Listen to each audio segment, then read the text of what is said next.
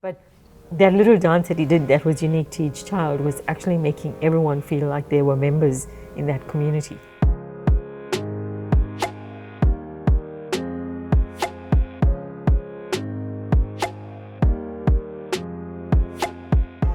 So Kate, we've been talking a little bit about positive behavior support and some of the strategies that we are using in our context and even in my research.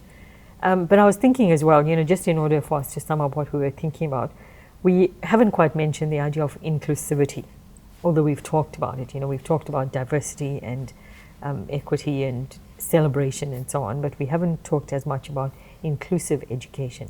So when we think about inclusion, what do you think inclusion means to you? For me, inclusion is making sure that every child in my class feels valued and that they are part of the classroom, no one is excluded, everyone's interests and beliefs and cultural backgrounds, just everything we've been talking about, that they feel that those things are respected about themselves and that they feel comfortable being in my classroom as well. That's excellent. So you mentioned the two keywords, the idea of value and respect.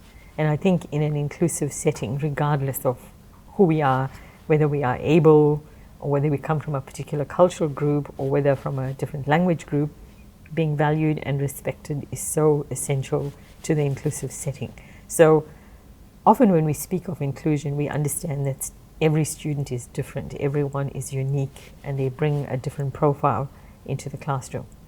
You might have students with disabilities, you might have students with language backgrounds other than English, you might have a student with challenging behavior. When we speak about it in this context, what are some of the techniques that you might use other than the ones we've talked about before? What are some of the techniques you think that might be valuable to include them all? I think the basic one that everyone should do is when they come into the classroom to greet them by name. Not just to everyone, good morning everyone, but good morning Pearl, how are you today, how was your weekend? Just general kind of, what we would kind of say is common sense, but common sense is not that common, to develop a relationship with them as well, because I feel like that's one of the most important things of feeling that you are included, is that you have a relationship with your teacher and the other people in the classroom. And I think it's also important they see me asking them how their weekend was, how are they, and they do that to each other as well. I think that's just the basic.